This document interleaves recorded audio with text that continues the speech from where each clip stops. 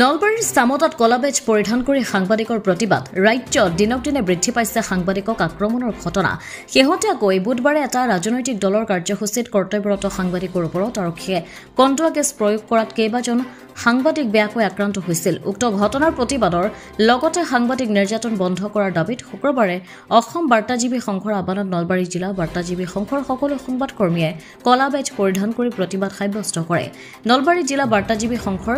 বিষয়ববীয়াসকলে নিজ নিজ এলেকাত কলাবেজ পৰিধান কৰি প্ৰতিবাদ সাব্যস্ত কৰে নলবাৰী চামতাত পশ্চিম নলবাৰী প্ৰেছ ক্লাবৰ সন্মুখত নলবাৰী জিলা বাৰ্তাজীৱী সংঘৰ সম্পাদক ৰূপকুমাৰ শৰ্মাৰ নেতৃত্বত সাংবাদিকসকলে কলাবেজ পৰিধান কৰি প্ৰতিবাদ সাব্যস্ত কৰে আৰু অনাগত দিনত সাংবাদিক নিৰ্যাতনৰ পৰা বিৰত থাকিবলৈ আৰক্ষী প্ৰশাসনক দাবী জনায় ১৭ ডিচেম্বৰত গুৱাহাটীত এটি ৰাজনৈতিক দলৰ প্ৰতিৰোধী কাৰ্যসূচীত কণ্টুৱা গেছ প্ৰয়োগ কৰিছিল আৰক্ষীয়ে আৰু এই কণ্টুৱা গেছ প্ৰয়োগ কৰাৰ পিছতে কেইবাগৰাকীও সাংবাদিক আহত হৈ পৰিছিল সাংবাদিকসকলে বাইক লৈ থকাৰ অৱস্থাত সাংবাদিকসকলক লক্ষ্য কৰি যে কণ্টুৱা গেছ প্ৰয়োগ কৰা হৈছিল ইতিমধ্যে ভাইৰেল হৈ পৰিছে সেই ভিডিঅ' গতিকে এই সাংবাদিকসকলক আক্ৰমণৰ লক্ষ্য কৰি লোৱা হোৱাটো ইতিমধ্যে স্পষ্ট হৈ পৰিছে আৰু তাক আমি নলবাৰী জিলা বাৰ্তাজীৱী সংঘই ধিক্কাৰ দিছোঁ আৰু অসম বাৰ্তাজীৱী সংঘৰ আহ্বান মৰ্মে আজি আমি নলবাৰী জিলা বাৰ্তাজীৱী সংঘইও কলাবেজ পৰিধান কৰি ইয়াত প্ৰতিবাদ সাব্যস্ত কৰিছোঁ অনাগত দিনত যাতে সাংবাদিকক আক্ৰমণৰ লক্ষ্যও নকৰে তাৰ প্ৰতি আমি আৰক্ষী প্ৰশাসনকো সকীয়াই দিছোঁ যোৱা 18 ডিচেম্বৰ বুধবাৰে এটা ৰাজনৈতিক দলৰ ৰাজভৱন চলোৱা এক প্ৰতিবাদী কাৰ্যসূচী আছিলে আৰু তাত অসম আৰক্ষীয়ে যি বৰ্বৰভাৱে কণ্টুৱা গেছ নিক্ষেপ কৰি কেইবাগৰাকীও সাংবাদিকক ইতিমধ্যে আহত কৰিছে আৰু এই ঘটনা সৰ্বত্ৰে বিয়পি পৰাৰ লগে লগে আমি গৰিহণা দিছোঁ আৰু সেয়েহে আজি পশ্চিম নলবাৰী এই প্ৰেছ ক্লাবৰ সন্মুখত আমি কেইবাগৰাকীও সাংবাদিক লগ হৈ ইয়াক কলাবেজ পৰিধান কৰি ইয়াক প্ৰতিবাদ সাব্যস্ত কৰিছোঁ এক কথাত ক'ব লাগিব যে বহু বছৰ পূৰ্বে আব্ৰাহাম লিংকনে কৈ কৈছিল যে এই ৰাজনৈতিক ব্যৱস্থা অৰ্থাৎ গণতন্ত্ৰ ব্যৱস্থাটো হৈছে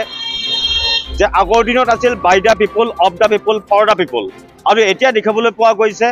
যে by the criminal of the criminal for the criminal যিহেতুকে এই গণতন্ত্ৰ ব্যৱস্থাটো এক ৰাজনৈতিক ব্যৱস্থাৰ পৰা এক আচলতে স্পষ্টভাৱে ভাহি উঠে কাৰণ ৰাজনৈতিক দলৰ দ্বাৰা চৰকাৰ গঠন হয় আৰু এই গণতন্ত্ৰৰ মাধ্যমটোৰ আমি চৰকাৰ গঠন কৰি আছোঁ মূল চাবিকাঠি থাকে ইয়াত চৰকাৰৰ হাতত আৰু চৰকাৰৰ এক নিৰ্দেশ নাথাকিলে অসম আৰক্ষীয়ে এনেকুৱা ধৰণৰ ঘটনা সংঘটিত কৰিব নোৱাৰে ইয়াৰ পূৰ্বে গুৱাহাটীত সাংবাদিকৰ আক্ৰমণ নাজিৰাত যি এগৰাকী কৰ্মৰত অৱস্থাত থকা সাংবাদিকক যি গুলিয়াম বুলি ভাবুকি দিয়া এক প্ৰকাৰ আৰক্ষীৰ এনেকুৱা ধৰণৰ বৰ্বৰতাক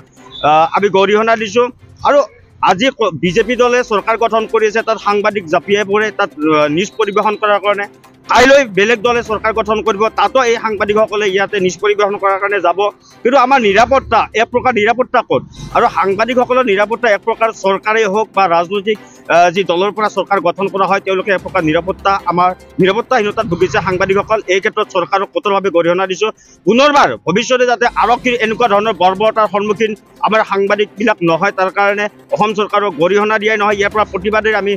জনাওঁ যে মুখ্যমন্ত্ৰী হিমন্ত বিশ্ব শৰ্মা ডাঙৰীয়াই এই কথাটো কৈছে যে সাধাৰণ লোকক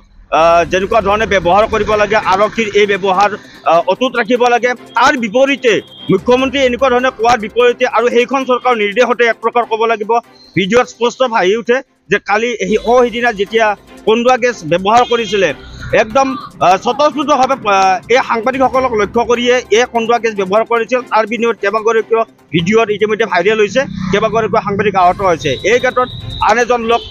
নিহত হৈছে গতিকে এনেকুৱা ধৰণৰ ব্যৱস্থা যাতে অসমত পুনৰাবৃত্তি নহয় অসমত নহয় ভাৰতবৰ্ষতে এতিয়া সাংবাদিকসকলক আক্ৰমণৰ এক আচলতে কম্পিটিশ্যন হৈছে আৰু ইয়াৰ বিৰোধিতা কৰি আজি আমি পশ্চিম নলবাৰী প্ৰেছ ক্লাবৰ সন্মুখত ইয়াৰ সাংবাদিকসকলে আমি কলাবেজ পৰিধান কৰি প্ৰতিবাদ কৰিছোঁ আৰু পৰৱৰ্তী সময়ত যদি এনেকুৱা ধৰণৰ আৰক্ষীৰ এই বৰ্বৰতা সাংবাদিকসকলৰ ওপৰত কৰে তেতিয়াহ'লে ইয়াতকৈ আমি গণতান্ত্ৰিকভাৱে আমি এই প্ৰতিবাদ তীব্ৰতৰ কৰি তুলিম নলবাৰীৰ পৰা ভৱজিৎ বৰ্মনৰ প্ৰতিবেদন অমৃত নিউজ 24/7